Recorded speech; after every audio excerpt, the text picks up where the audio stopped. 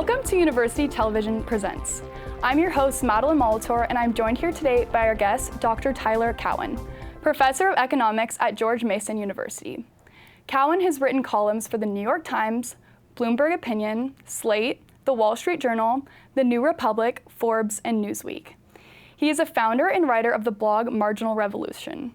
Since 2015, he has hosted the podcast Conversations with Tyler. In September of 2018, Tyler and his team at George Mason University launched Emergent Ventures, a grant and fellowship focused on moonshot ideas. He was named in the Economist poll as one of the most influential economists of the last decade. Foreign Policy magazine named him as one of its top 100 global thinkers of 2011. Dr. Cowen, thanks for joining us today. Thank you. So tell me, you're living in Fairfax, Virginia right now, Correct, right? I live in Virginia. I love that. So how have you been liking Boise so far? It's my first time in Boise. I'm amazed how sunny it is, how warm it's been. To me, the city has a unique feel that nowhere else has. I very much enjoyed the art museum, walking around downtown, the old Western buildings. It's been great. It is, it's beautiful in Boise. It's very clean still, a clean city for sure, which is nice.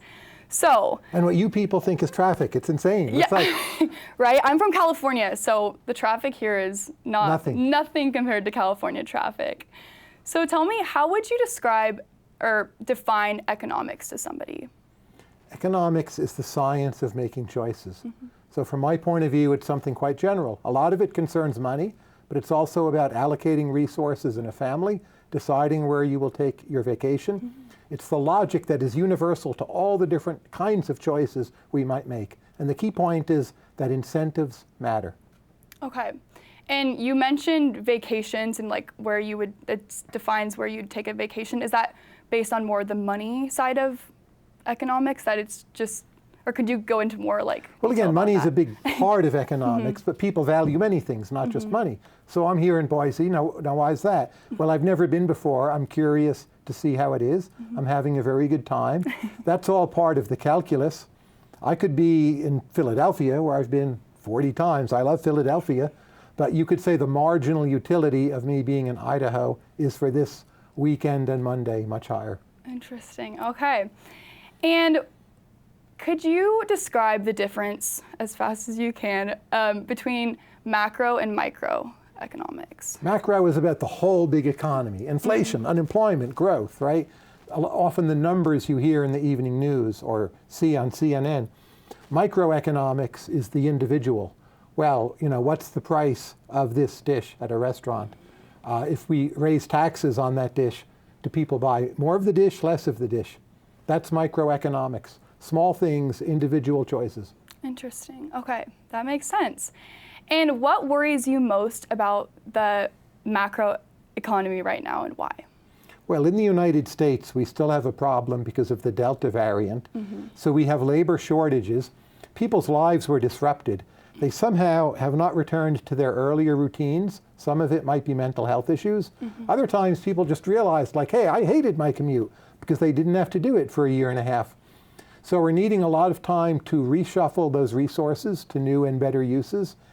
And we're not in a completely safe environment. We started this off wearing masks, right? So those things combined worry me. But the good news is I'm pretty sure they're going to pass. So I'm mostly optimistic, even though maybe I'm not super optimistic for the next 3 to 6 months. Interesting. So it's everything in the economy changes when, for example, people aren't going to work as much or they're wanting to do things online. So that's kind of what you're saying is you see it just affect the macro economy in general. And there are sectors that just haven't come back. So you go to the movie theater, well, it's not empty, right? I saw Dune, but it wasn't full the way it used to be. So some sectors are ailing. Other sectors demand is so high, like everyone wants to buy a dog, right? Everyone wants a Peloton. We can't ship in enough goods quickly enough to satisfy some of those demands. There's a supply chain problem. And then we have these other things we invested in that are not so strongly desired. And again, we need time to process this.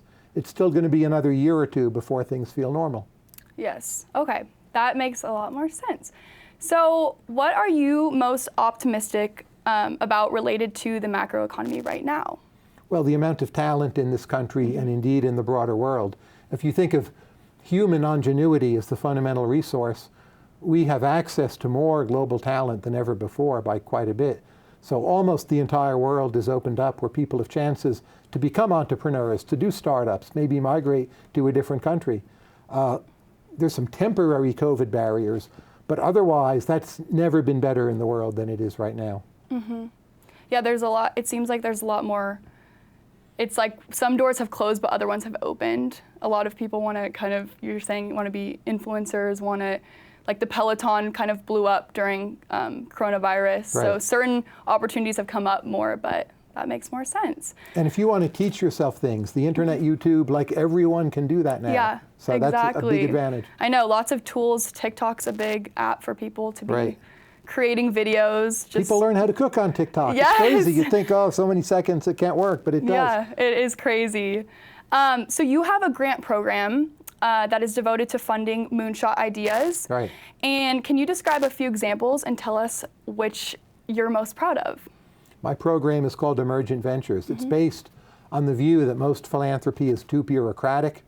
It's too consensus-driven. You have big staffs, a lot of overhead costs, long processes.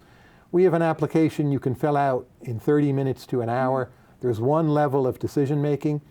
Just one example of a project we funded, it's called Recidiviz. It's a nonprofit. There was a woman who wanted to start it. She needed to quit her job, needed money to live off of. And what Recidiviz does is it goes around to municipal governments and tells them that if they have COVID in their prison system, who are the people they can release so they won't get COVID, but those people will not then go out and commit crimes. So it's a data-driven enterprise, and they have overseen the release of tens of thousands of people, saved many lives, and we were her first funder. So that's just one thing I'm very proud of. Oh, that's awesome. So kind of, can you take me through the process? So they fill out that 30-minute to an hour kind of application, and then do they meet with you and share their moonshot idea there? Is it a Zoom call, or how does the process kind of work with that? It's usually a Zoom call unless they happen to be local. And the questions are simple. We don't ask, did you go to school? We don't ask for letters of recommendation. Everyone does that. Then you're selecting for sameness. It's just, who are you? What's your idea? And what do you believe in? Basically those three questions. That's it. So it is selecting for people who are good writers. And then I talk with them and just see, like, can they defend their idea? Do they strike me as passionate and committed and dedicated, maybe sometimes a little crazy? Yeah. And if they do, money flows. That's it. Awesome. Very interesting. So you have written quite a few books, and which one is your favorite and why? My favorite book is always the next one, right? Yes. And that is due out May 22nd. It is just called Talent. It is co-authored with a venture capitalist, and it is about what do we know about how to find talent. And it's trying to teach people that as a skill or an art. Okay, that's super interesting. Yeah. What's your favorite past book that you've had, or your previous books that you've made? Stubborn Attachments, published with Stripe Press. You can get them all on Amazon. Awesome. Yeah, and that's about macroeconomics, the importance of economic growth. Very nice. Okay, so we're going to take a little break from these questions, and we're going to do a short game of overrated and underrated. That's what I do to people, so it's awesome. only fair. Awesome. Let's jump right into it. Okay, so the first one is croquettes. In Basque cuisine, for me, they're too fried. I love Basque cuisine. In Spain and in France, to me, the glories of Basque cuisine are the roast meats and the green peppers, the quality of the salt, some of the vegetables, the olive oils. But croquettes, like, no, overrated. Overrated. Okay, Definitely. What about, do you like paella? I love paella. Okay. You like all the fish in there? Absolutely. But the quality of the rice is the difference between a good and a great paella. That's true. That's true. Okay, the next one is online education. I think it's, at this moment, underrated. So there all this fuss about MOOCs maybe 7 years ago, and they didn't really work. None of those became big companies. But I think over time, especially with the pandemic, we all had to do online education. We didn't have a choice. A lot of it was terrible. Some of it was good. I think 10 years from now or less, 1/4 of your education will be online classes, often like in a can with taped lectures, maybe sold to the whole world. And if you just ask, could I get rid of the worst quarter of my classes and do something else online? Like, would I do that? The answer obviously is yes. And that's what we're going to see. Yeah. But it will never replace campus life and all that. That is true. I know there's a lot of factors that go into it. Like there's fully online classes where the professor's only like typing the students, but then there's like the Zoom kind of online classes, which I think there's a big difference between those two. Like from a student standpoint, I think I like the Zoom calls and I like being able to interact with the class still. But you're a professor, right? Do you usually do online classes or? I've done both. Right now I'm teaching online. But again, a class doesn't have to be 15 weeks. Let's say you could take a 2-week class with a famous TV personality and they would teach you some great things. Then it would be over. They don't have 15 weeks to devote to that, but you get a dose of them. Wouldn't that be awesome? That would be awesome. So that's what's coming. Yeah. I know. I would do that for sure. Okay, so the next one is cryptocurrency. People are either way overrated or way underrated. So there's the people who do it, who think, oh, everyone can be a trillionaire now. That's not true. Then there's the skeptics who are like, this is all fraud, this is a bubble. I think it's likely to work. It will revolutionize some parts of our economy. It's not going to become the next money or the next set of banks. But there are some things, like, say, sending remittances to Mexico, that right now might cost you 7%, and I think probably with cryptocurrency could cost you 1 or 2%. That's a big difference. Yeah. So it's going to make real inroads into some areas, and it's here to stay. That's my take. Yeah, okay. Social media is the next one. You know, the intelligentsia underrates social media. The New York Times, every day there's an article, oh, how terrible Facebook is, or how terrible social media are. But look, actual users like social media mostly, or they wouldn't do it. Yeah. So I would say they rate it properly, and our elite media class underrates it because they're snobs, and they don't like the fact that everyone now has a voice, not just them. That is true. Yes. Do you think that media literacy classes should be taught at schools now that social media is so big? I mean, in principle, but most professors can't teach them because we're kind of backward fools when it comes to social media. I'm not, of course. I do Twitter and many other things. But in general, we don't have the staffing to teach it. So I'll give that a qualified yes. Yeah. But I'd rather do nothing than teach it poorly. Yeah. I think maybe in the future, as our generation start becoming teachers, it would be a good Maybe class the students need to teach the professors. Maybe, right? Yes, that would be better. That might be a good idea. Okay, the next one is college football fields with blue turf. Well, here is underrated. So the football fields have to be underrated as well. And in photographs, it looks very beautiful. I haven't seen it yet. Yeah, you need to see it. It's definitely a beautiful. It's a very Boise State. It's what makes us Boise State. Yes. So it's awesome. The blue. It's the iconic image. Yeah. Even Matt Barney realized that. Okay, so let's jump back into another question. Who has been your biggest influence? Well, it has to be my parents, right? I suppose my mother of the two. But I'm not sure I have a single dominant influence past that, unless you count my sister. So I think family shapes people more than they realize. Even when they think they've gotten to the point of realizing how much it shapes them, it's still more. I love that. And is there been any moment in your career where you've kind of just felt stumped, or like, has there been a tough moment in your career so far? Every day I feel stumped. I try to figure out different questions. Most of the time I don't know.